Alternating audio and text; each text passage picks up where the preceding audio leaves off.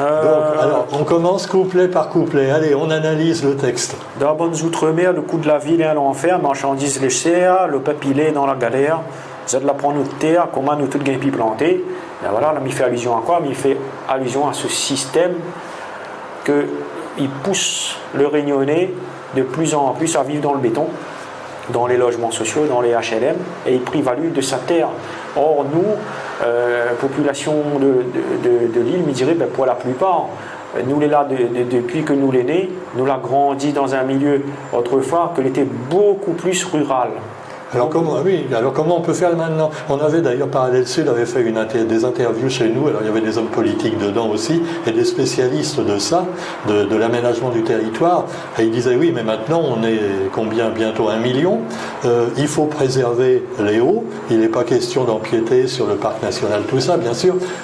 Est-ce qu'il ne faudrait pas, sur là, changer certaines cultures, plutôt changer la canne par des cultures un peu autonomes, on va dire? Comment tu peux faire pour loger tout le monde avec des petites maisons avec un jardin? Non, la question déjà, m'y pense, les mal posée. On ne pourra pas loger tout le monde. Mais comment on va faire? Et ne pourra pas accueillir sur une île qui est l'île de la Réunion, qui fait que 2512 km² et dont, on dirait, une bonne partie du territoire est occupée par un relief quand même assez accidenté sur lequel on ne peut pas bâtir. On ne pourra pas accueillir toute la population du monde et de l'Hexagone. Donc au niveau politique, nous aurions des choses à revoir. Sous prétexte que nous les Français, n'importe quelle personne qui sort de l'Hexagone, il peut venir ici installer lui. Tout comme n'importe quel Réunionnais, il peut sortir de la Réunion, aller installer lui dans un endroit plus vieux de l'Hexagone aussi. C'est vrai. Mais nous les rendus dans une problématique aujourd'hui où il est difficile de circuler, trouver un logement, il est difficile pour de nombreuses personnes. Et nous avons ce flux incessant d'arrivants depuis l'Hexagone que les privilégiés, me diraient, à l'emploi sur l'île, etc. Alors il faudrait peut-être mettre un frein, un verrou à ça pour donner en priorité les loyers aux résidents d'ici, aux Réunionnais. Alors les élus politiques sont embarqués dans un sacré tourbillon aussi, c'est que l'État il pénalise les autres si les autres ne construisent pas un certain nombre de logements sociaux par an. Mais en même temps, nous, en tant que Réunionnais, que nous l'avons grandi là, parfois comme pour moi, mais habite au tampon depuis que moi je né, depuis moi petit, et bien, m'y vois ma ville en train de bétoniser de plus en plus, de perdre son âme, de perdre son charme, la beauté de son cadre de vie. Parce que moi, personnellement, je préfère regarder un espace végétalisé plutôt qu'un tas de béton. Voilà. Et ça aussi, des fois, il draine des problématiques en corrélation avec ça.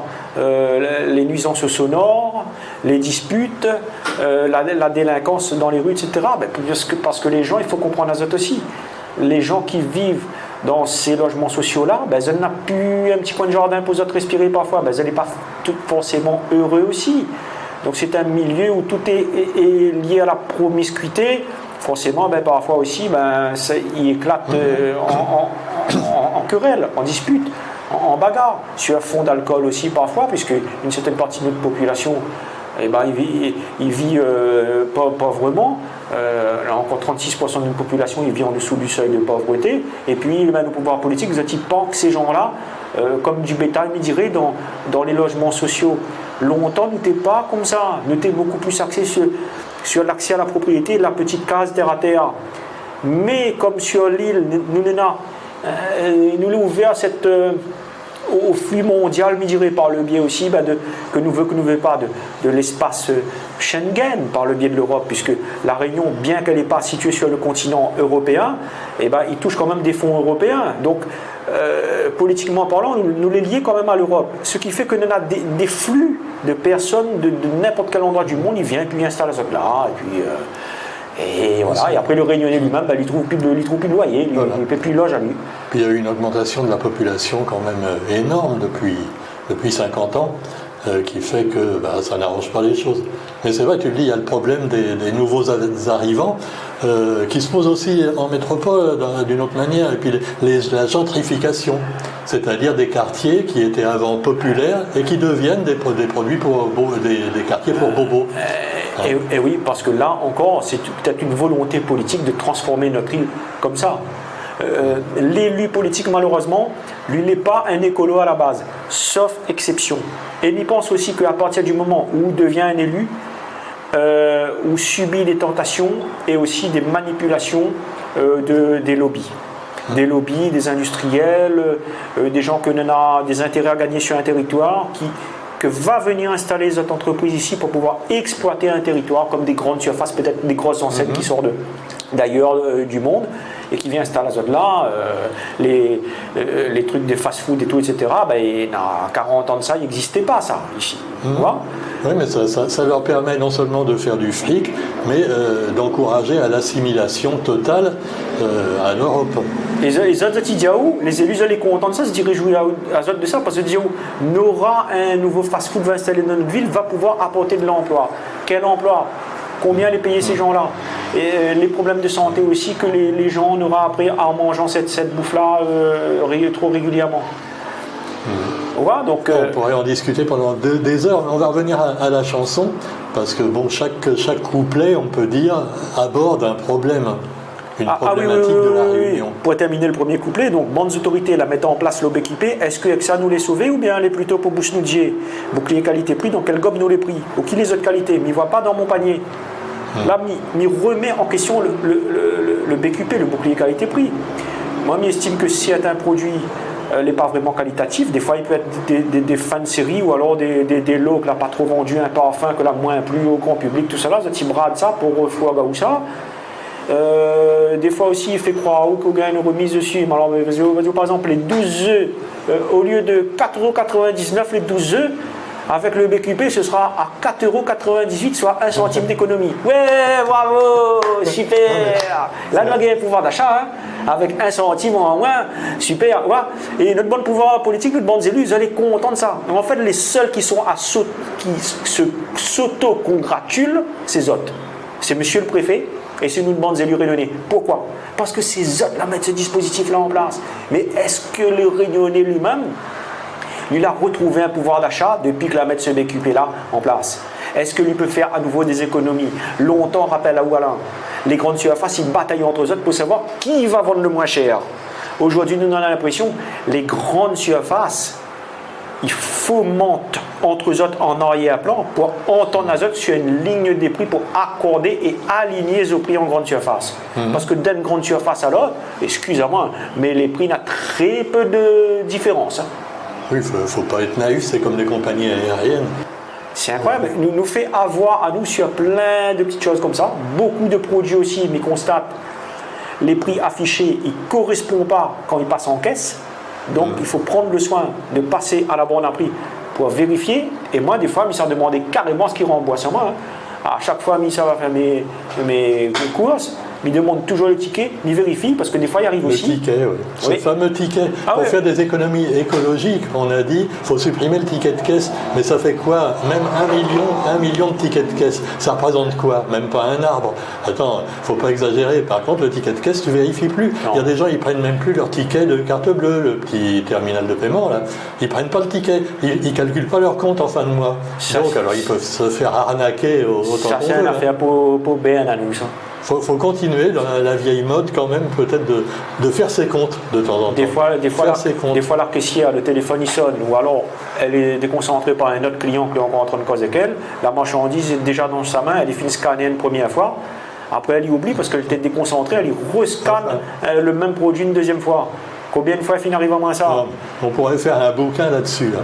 Enfin, alors, on continue parce que j'ai dit on va tenir jusqu'à 2 heures de l'après-midi. Ça qui ne vendent pas en France, ça expédie pour nous. Il prend nous pour va salé, il nous laisse marcher nous doigts de pied. Bon, produit trop gras, trop sucré, trop salé. À force ni ça, il y a des problèmes de santé. Pendant ce temps-là, ça que les privilégiés, il a pouvoir d'achat, il achète meilleur manger. Dis-moi un peu si monsieur le préfet, avec tous nos bons élus, mange produit l'eau équipé. Comme il dit ça qui ne vendent pas en France, c'est que nous connaissons que dans le passé, il avait eu par exemple tout un lot de carcasses de volailles, etc. Des trucs que, je dirais, il était bon pour jeter ou pour donner le chien pour manger. Et ils en ont envoyé pour nous ici, la Réunion. Et ils constatent aussi que c'est un produit du BQP, excusez-moi, mais la qualité laisse franchement désirer. On a remarqué par exemple sur certains poissons, les moins chers, c'est des raclures de chair broyées, de déchets de poissons, enfin je ne sais pas ce que c'est. Moi, comme il voit simplement le truc, il rebute à moi, pas envie de manger un affaire comment. Et pour autant, ils vendent ça. Et ça, c'est siglé BQP. Certains produits, franchement, la qualité, il laisse à désirer. Donc, moi, il pose la question à nos élus, à monsieur le préfet, c'est peut-être bien beau de mettre ce dispositif-là en place pour se faire mousser, pour se donner de la contenance et faire croire à nous, mettre à nous plein les yeux pour dire à nous, vous allez faire une affaire. Oui, mais est-ce que même ils consomment les produits du BQP? Et est-ce que ils pensent que vraiment la permis à nous de pouvoir faire des économies?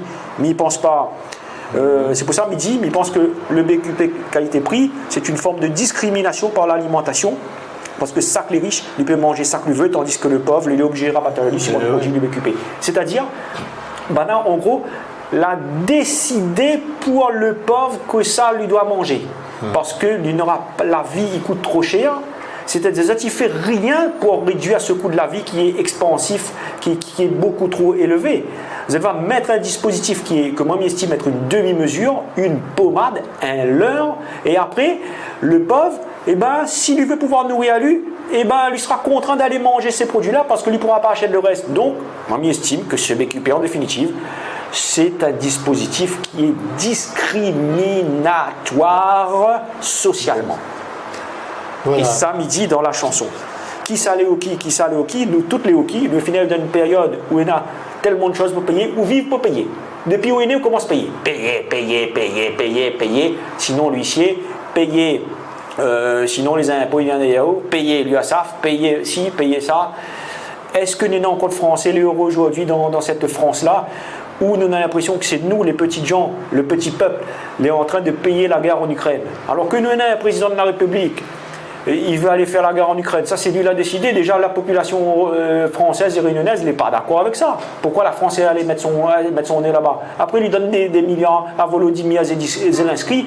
Et puis, si à nous, il doit serrer la ceinture pour aller payer la guerre en Ukraine, pour que la France y envoie des milliards là-bas. Tu pourras faire une chanson là-dessus aussi. C'est inadmissible. Donc, nous, toutes les filles arrivent au pied.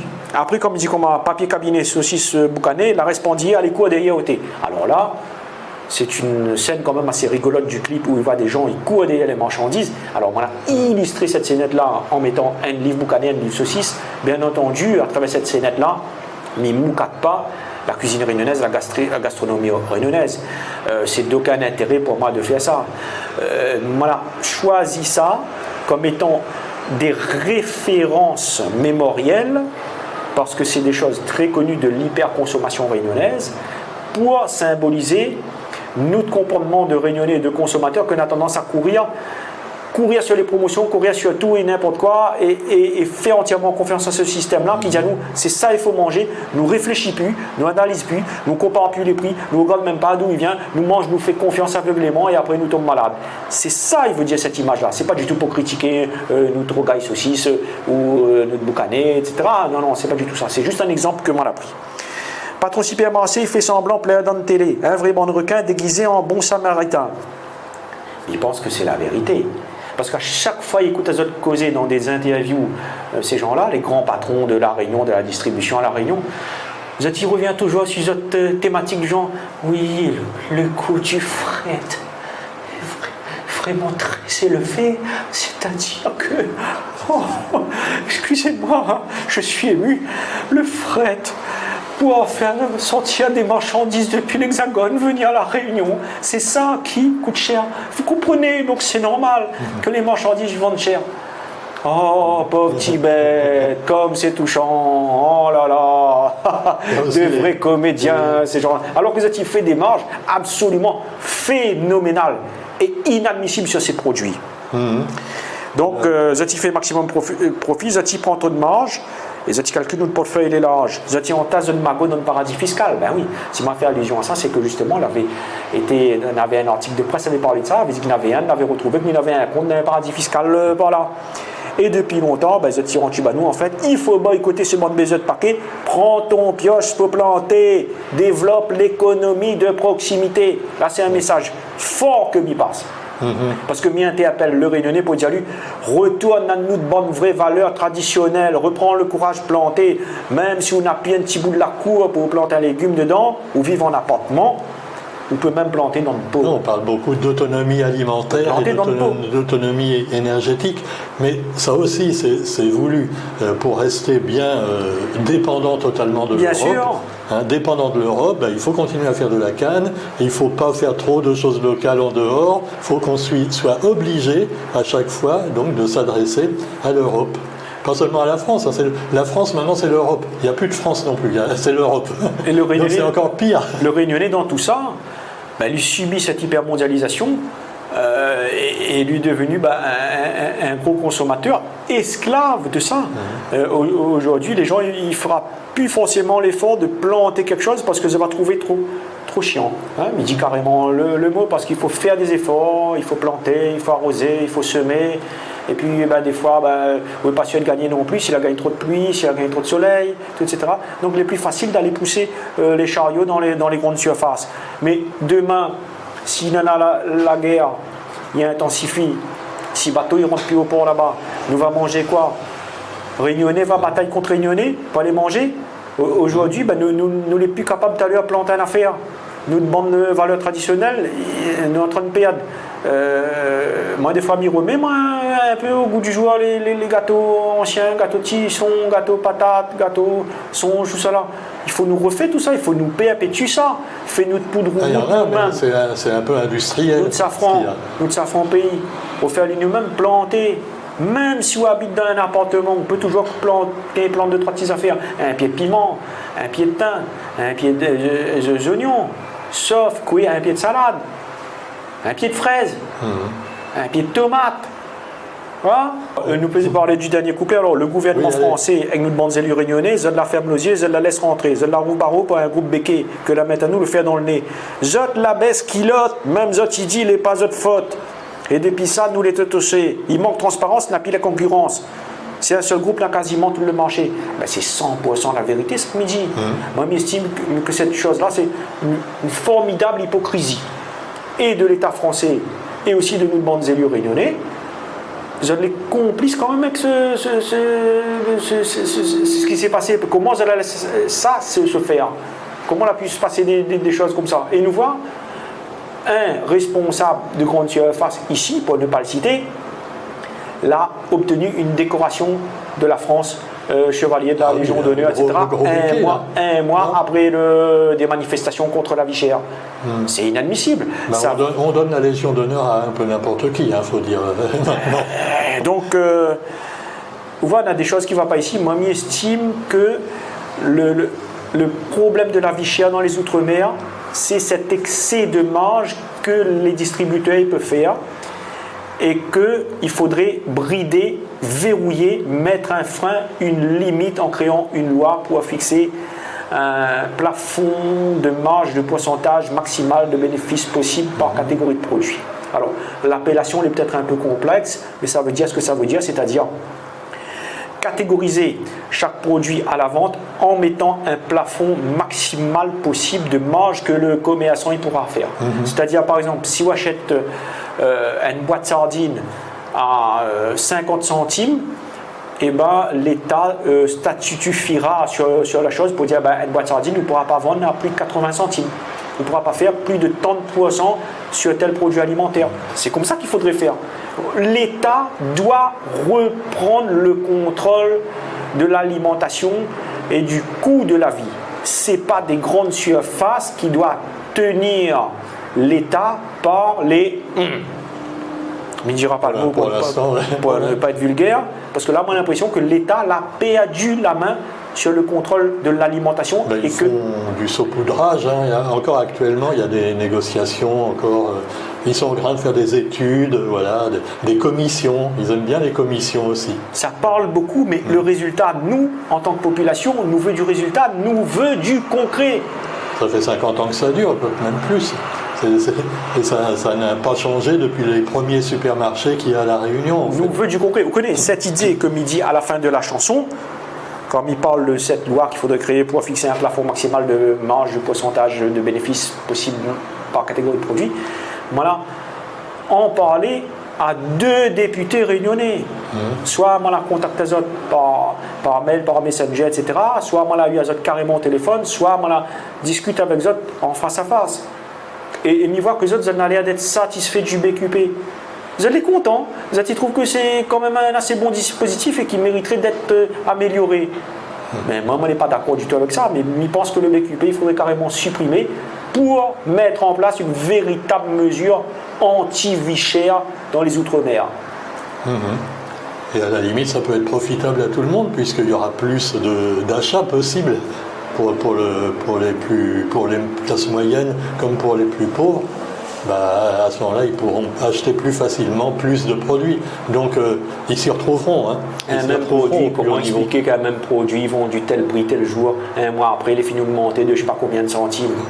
Il y a une augmentation progressive. Moi, je conserve certains tickets de mes achats, certains produits que moi, je suis habitué d'acheter, et je constate une évolution des prix vers le haut en l'espace de quelques mois. Tu prends le jus d'orange par exemple, c'est hallucinant. Bientôt, un litre de jus d'orange va coûter aussi cher qu'un litre de rhum charrette. On en est là, d'Amérique ou de Chine, où tu veux. Nous, les trop dépendants, nous, Réunionnais, il faut nous trouver une manière de réaxer à nous davantage sur, je dirais, l'autosuffisance, l'autonomie alimentaire. Je te dis, mais ce n'est pas l'intérêt du gouvernement de faire ce genre de choses. Tout ça, c'est politique. Hein. Moi, on a l'impression que l'État français, ce qu'il veut, c'est transformer l'île de la Réunion en une petite métropole, un petit hexagone dans les Outre-mer, pour que les expatriés de l'hexagone ils retrouvent tout notre confort en venant ici, et au détriment du Réunionnais, de l'individu natif, je dirais, que va voir sa culture dépérir, perdre, disparaître, et aussi son espace de vie culturel et cultuel aussi parfois, parce qu'il peut y avoir aussi des mésententes parfois entre les nouveaux arrivants et les résidents d'ici sur la religion. On va dire oui, les sacrifices des animaux, vous n'allez pas d'accord, il faut arrêter ça, la cloche d'église ils sonne trop fort, l'appel à la prière de l'imam, vous n'avez pas d'accord avec ça non plus aussi, ouais. Il y a des mésententes comme ça. Et ce système politique-là est en train davantage de créer la division plutôt que la cohésion. Et il est dommage. Ben oui, c'est pour ça qu'après tu te fais insulter sur Facebook des fois, ouais, Maloyab c'est un anti-oreille, tout ça. Alors que non, nous on sait que non. Moi, les anti-colons surtout. Anti-colons. Il y a une bonne différence. Les oreilles qui... Et le colon ne sait même plus qu'il est colon maintenant. Il vient, par exemple, il s'installe à Saint-Gilles, il loue à 3 ou 4 individuels un grand appartement ou une maison. Ça leur coûte pas très cher chacun, et puis ils restent 3 ou 4 ans, et après ils repartent. Moi, je pense que nous avons deux catégories de colons. Il y a le gros colon, c'est ce qu'on vient de dire, mais il y a aussi le petit colon, qui ne s'assume pas en tant que petit colon. C'est-à-dire ce Français de classe moyenne, je dirais, qui vient dans les îles parce qu'il a des opportunités et des privilèges, et puis lui va jouir de tous ces privilèges en s'installant ici, en ayant des gros salaires, mais en s'en foutant pas mal que le Réunionnais il vit dans la pauvreté en face. Et ça, c'est pas normal. Mais moi, si par exemple demain, moi, j'ai un travail à Mayotte, je gagne un travail à Mayotte, je gagne une bonne place de travail à Mayotte, ou dans un autre endroit ou en Afrique là-bas où il arrive dans un pays où les gens, les misérables là-bas, comment on veut m'honorer une conscience de dire mais ça va gagner un haut salaire d'un endroit comment et vivre aisément alors que tout le monde l'est au cul et tient le diable par la queue en face de moi. Mais c'est impossible. Mais beaucoup de gens ils sortent de l'extérieur, ils viennent ici, ils ne regardent pas cette réalité réunionnaise que nous Réunionnais on n'a pas d'emploi. C'est ça qu'il faut qu'ils soient conscients de ça quand ils partent à la Réunion. Donc je suis désolé de le dire, mais beaucoup d'arrivants, malgré eux, bien sûr c'est pas volonté, ils ont des opportunités, ils viennent, nous fait partie de la France, la Réunion est un département français d'outre-mer, bien sûr ils ont le droit de venir ici, mais ils contribuent indirectement en venant ici et en profitant de tout ce qu'on leur donne, eh bien, à cette colonisation de l'île de la Réunion, et ils ont un comportement de petits colons, que ils ne prennent même pas conscience parfois, que ils n'assument pas. Maintenant, le métropolitain qui vient ici, les oreilles, qui vient ici, qui s'installe en réelle harmonie de respect du Réunionnais, qui n'aura pas de rapport condescendant, qui ne cherche pas à dominer, à écraser le Réunionnais, ni à faire de profit sur lui, qui s'intègre véritablement, et aussi qui fait l'effort de parler la langue réunionnaise, puisque la langue, c'est moi, on n'a pas cause créole, excusez-moi. la langue, c'est le ciment d'une culture. La langue, m'y répète, la langue, c'est le ciment d'une culture. Donc, quand on intéresse à un peuple, ou vient installer ou par là, si on aime vraiment ce peuple, on a du respect pour ce peuple, première chose qu'on doit faire, parler la langue du peuple. Si vous venez installer dans un pays où on ne parle pas la langue du peuple, on va venir là pourquoi? Juste pour profiter du soleil, juste pour profiter d'autres bandes d'intérêts que on est là. Et quel est véritable amour pour le peuple? Est-ce qu'on vient là parce qu'on aime ce peuple ou est-ce qu'on vient là parce qu'on aime le territoire et les avantages qu'il y a sur ce territoire? D'où l'inflation, les 53%, 53%, oui, mais ça, c'est les fonctionnaires. Ça concerne aussi les Réunionnais. Oui, mais voilà, ça fait augmenter vachement les prix. C'est pas spécialement les oreilles, c'est les fonctionnaires d'une manière générale. Mais c'est énorme, c'est ça qui fait augmenter aussi les prix. Voilà. Moi, je ne comprends pas comment les gens peuvent acheter des choses en hypermarché, des yaourts de métropole 4 fois plus chers que ceux fabriqués localement. C'est inadmissible. C'est hallucinant, c'est la même chose. Moi, dans ma chanson, mais il ne parle pas des oreilles, etc., mais il ne souhaitait pas faire une chanson clivante à ce niveau-là. Par contre, c'est vrai, elle a parlé des 53% de vie chère, parce que ce que me dit dans la chanson, certaines personnes, que les fonctionnaires ici gagnent ces 53% de vie chère, en plus, comme si que l'État il comprend que la ville est chère pour eux autres. Mais ce que me dit dans la chanson, donc la ville n'est pas chère pour le pauvre. La ville n'est pas chère pour la personne individuelle au RSA. Non, pour les pauvres, ça n'a La ville n'est pas chère pour la personne qui gagne à peine le SMIC. La ville n'est pas chère pour les personnes qui font un emploi précaire. La ville est chère pour les fonctionnaires uniquement, donc vous en avez droit à 53%, et le reste c'est pareil. Le prix d'une boîte de sardines, le prix d'un kilo de bœuf, c'est le même prix pour tout le monde. Comment ces gens-là, ça peut être avantageux? Et pourquoi il y a encore cette indexation que ça fait? Parce que pendant que certains ils profitent, ils engraissent les autres, et ils peuvent enrichir les autres, construire des projets dans l'immobilier, acheter de belles voitures, acheter de belles motos, voyager, etc. Il y en a des gens, ils ne pourront jamais construire une petite case pour eux autres. Il y en a des gens, ils ne pourront jamais voyager. Moi, je suis persuadé, il y a un certain nombre de Réunionnais, n'a jamais pris l'avion, n'a jamais eu l'occasion de voyager et qui aimeraient aussi peut-être découvrir d'autres choses du monde, visiter peut-être même des fois certains endroits de l'Hexagone, la Normandie, la Bretagne, il y a des endroits, les gars. Ou alors, allez voir, visiter les pyramides d'Égypte, les chutes du Niagara. Enfin, il y en a quand même la chute du Niagara, il y en a quand même du Niagara à La Réunion. Attends, il y a un autre problème aussi, c'est que les écologistes vont te dire, oui, mais il faut moins prendre l'avion, justement. Parce que l'avion, c'est polluant. Oui. C'est un cercle vicieux. Oui, sauf que l'avion coûte moins cher que le train. Quand vous voulez dans l'Hexagone, vous vous déplacez en train, attention, si vous n'avez pas 400 ou 500 euros pour faire. Et l'avion, il coûte quand même moins cher. Et c'est un phénomène global, finalement, de la planète et dramatique. C'est que même Paris, tu prends les Parisiens. Moi, j'étais parisien d'origine, mais je m'allais marier avec une créole. On est arrivé il y a 50 ans. Bon, maintenant, on m'y considère quand même mal adapté. Surtout qu'au début, on se bagarrait aussi pour qu'il y ait moins d'injustice à La Réunion. Mais bon, Paris. Est-ce qu'il y a encore des Parisiens à Paris? Même Paris, le centre-ville de Paris, il n'y a plus de Parisiens, ils n'ont pas les moyens d'habiter à Paris. Et qui c'est qui est parti? Ce sont les pauvres. Ce sont les plus pauvres qui ont dû émigrer où ça? Dans les banlieues plus ou moins pourries. Et à Paris, maintenant, tu as des gens d'Arabie Saoudite, des Anglais, tout ce que tu veux. Oui, quand tu vois le prix au mètre carré, les plus possibles. Et puis, il n'y a pas beaucoup de monde qui plane sur Paris aussi. Maman était à Paris en hiver, elle me dit c'est grisonnant. C'est moche. n'a pas cette luminosité que nous avons dans les îles et notamment à La Réunion. C'est pour ça que les Parisiens ils veulent venir ici. Oui, mais nous ne pourrons pas accueillir toute la population de l'Hexagone ici. Et au niveau de nos pouvoirs politiques, il va falloir revoir ça. Moi, je trouve que nos élus, ils ont été trop complices avec le système colonial, malheureusement. Ils n'ont fait rien pour freiner ça. Et après, il y a même toutes les problématiques que nous avons. Le logement, qui devient à des prix plus possibles, la circulation, le réseau routier est asphyxié. Et notre seule réponse, c'est de construire davantage de routes, davantage de logements. Comme par exemple, on est en train de faire sur Saint-Paul là-bas, avec le maire Emmanuel Séraphin, on peut le citer, que notre projet, c'est de bétoniser la savane pour construire 2000 logements.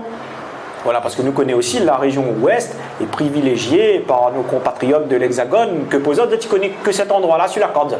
Tu ne connais pas Saint-André, tu ne connais pas Saint-Benoît, tu ne connais pas Saint-Philippe, tout ça là, tu connais Saint-Gilles. Comme si à nous les couillons, à nous n'aimons pas la plage, nous allons réunionner nous. Il faut réserver ça pour eux autres. Zazen a le droit d'aller installer là-bas, aller habiter là-bas. Donc Construis davantage de logements pour finir tout le monde là-bas. Construis, bétonne tout, enlevez-nous de savane historique, détruis de savane, fais rentrer toute billosière dedans, fous tout à terre, rase tout pour mettre béton, béton, béton, béton. C'est ça que nous, bandes élus, ils appellent le développement. Tu te rends un peu compte, Alain? Mais c'est un mot pernicieux, ce mot de développement. C'est un foutage de gueule total, c'est une piqûre, ce développement-là. Le développement est souvent lié au bétonnage et à la destruction de l'individu. Aujourd'hui, il y en a beaucoup plus de personnes. Elles sont malheureuses dans notre vie. Quand on voit le nombre de suicides et tout, il y a des personnes qui tombent dans l'alcool, qui tombent dans les drogues. On regarde les drogues dures, tout, il arrive de plus en plus à La Réunion. On ne peut pas dire à moi, une personne est heureuse dans sa vie, il devient violent. Il boit comme ça, ou alors il bataille dans des violences intrafamiliales, ou alors il attaque à vous dans la rue. Il n'est pas normal. Tout ça est relatif à un climat social qui ne va pas. Parce que ces pouvoirs politiques-là, ils ont créé les conditions propices pour rendre à nous malheureux et détruire à nous en tant que le Réunionnais. Aujourd'hui, on a un Réunionnais, les là, sur cette île-là, moi, je pense dans 150 ans, 200 ans, peut-être que nous n'existera plus, peut-être que n'aura plus personne qui va construire La Réunion et que notre culture va disparaître. Parce que quand nous voyons, vous parlez tout à l'heure de la gentrification, La Réunion d'aujourd'hui n'est plus ce qu'elle était il y a 40 ans. Le visage réunionnais est en train de changer, l'individu réunionnais lui-même devient beaucoup plus aujourd'hui orgueilleux, égocentré, individualiste, n'a plus cette solidarité que nous avions avant. Avant, tout le monde était la main dans la main. Et aujourd'hui, toutes ces valeurs-là, ils perdent. Voilà, il faut retrouver les valeurs. Alors, grâce à tes chansons, les gens pourront réfléchir, que ce soit sur le point écologique ou social, qui se rejoignent d'ailleurs.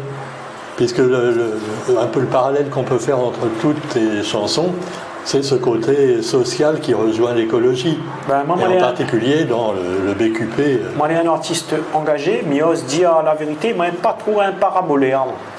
Il y a un certain nombre d'artistes, ils appellent ça des parabolaires, bon, mais ils respectent. Hein. Tu n'as pas pensé à faire des fonds de cœur en poésie? Si, moi, la fait un. Il appelle Sommin la vie. Oui. Oui, moi, la fait un, que les en vidéo d'ailleurs, les gens ils peuvent voir sur actuellement... ma page. Voilà, ma personnalité, mon étiquette pas très lisse, il n'arrive pas à correspondre avec certaines personnes qui défendent de carré, qui défendent de manger. Oui, un artiste indépendant, c'est pas facile pour avoir de l'aide, Moi, j'ai une étiquette corrosive, dit les choses, et ça, il dérange le système. Donc les gens qui vivent du système, forcément, moi, n'est pas le bienvenu chez eux. Dans un sens, il peut comprendre notre comportement, mais les regrettables, parce que après, on ne peut plus faire passer un message aussi, ou les boycotter. Là, ils ignorent complètement. Voilà. D'autres artistes seront mis en l'air, mais des gens comme moi, non. Les gens ont peur de s'exprimer quelquefois. Moi, des fois, je ressens ça même dans des salons du livre, dans des salons artistiques, où tout le monde, il est beau, tout le monde, il est gentil. Oui. Tout le monde, c'est magnifique ce que tu fais, tout ça. Bon, ils n'achètent pas le bouquin ni rien, mais enfin, oui, c'est bien. Tout est positif, tout est magnifique. Miguel, et en fait, en dessous, ils essaient pour avoir la place pour eux, tout ça. Chacun essaie de défendre son beefsteak. Notre société est en train de gangréner de plus en plus par le mauvais, par des gens méchants, malsains. Animé de mauvaises intentions. Voilà, donc il n'y a pas assez de solidarité et puis aussi de gentillesse. Il manque à nous de la gentillesse, il manque à nous tout simplement de l'humanité. Voilà, on pourrait terminer là-dessus, l'humanité. Oui, terminer cette interview par une touche positive, une note positive. Oui, quand même. Et puis, voilà, pourquoi pas organiser même des fonds de cœur poétiques à Radio Sud Plus, un de ces jours. Soyons... Avec Malloyable, je pense à Thierry Bertil aussi. Oui, comme on l'a croisé dans quelques mois de ça.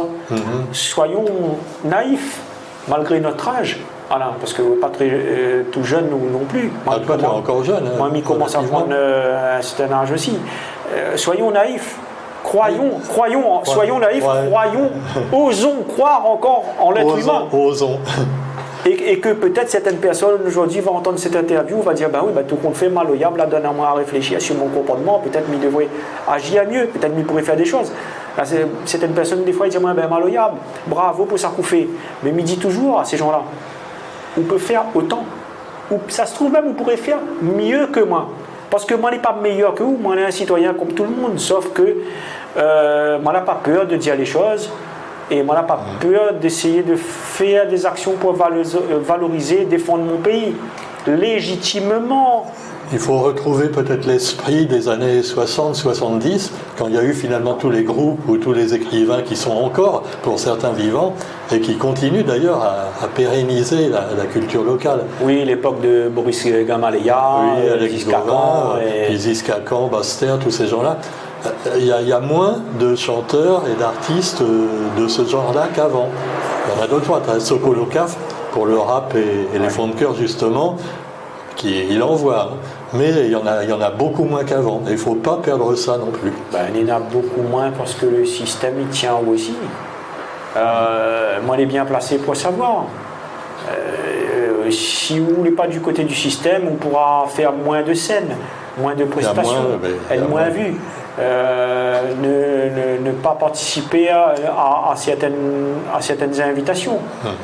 Voilà, là, par exemple, depuis que moi j'ai sorti la chanson BQP Vichère, avant, comme il dénonçait moins le système, moi j'étais invité sur Réunion Première, moi j'étais invité sur Antenne Réunion. Depuis que moi je suis devenu un peu plus dénonciateur de certaines choses qui ne plaisent pas moi, moi j'ai l'impression que moi je suis plus le bienvenu sur certaines chaînes. Tu sais, ce qui les gêne, c'est les annonceurs. Peut-être plus que la politique. Les annonceurs. Et ça, c'est ce qui a fait du tort à l'époque au Quotidien, qui a failli le faire couler. Comment on entend par les annonceurs? Les annonceurs publicitaires? Les annonceurs publicitaires, ils mettent pression également sur les radios, sur les journaux.